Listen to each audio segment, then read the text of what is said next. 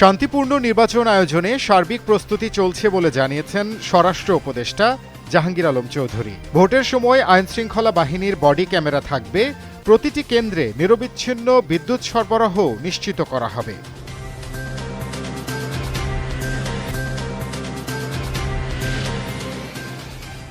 বিএনপির স্থায়ী কমিটির সদস্য সালাউদ্দিন আহমেদ বলেছেন, দেশ গড়ার মহাপরিকল্পনা নিতে চায় বিএনপি। রাজধানীর খামারবাড়িতে কৃষিবিদ ইনস্টিটিউটে আয়োজিত বিএনপির দেশ গড়ার পরিকল্পনা শীর্ষক আলোচনা সভায় এ মন্তব্য করেন তিনি।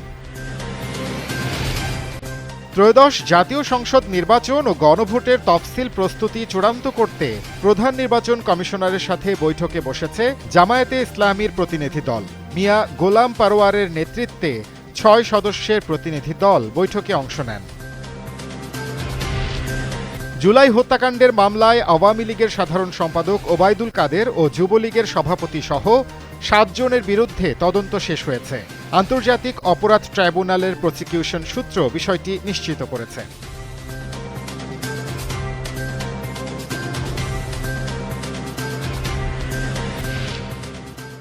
কম্বোডিয়ার সঙ্গে সীমান্তে নতুন করে সংঘাত ছড়িয়ে পড়ায় বিমান হামলা চালিয়েছে থাই সামরিক বাহিনী। এর ফলে ঝুঁকিতে পড়েছে মার্কিন প্রেসিডেন্ট ডোনাল্ড ট্রাম্পের মধ্যস্থতায় হওয়া শান্তি চুক্তি।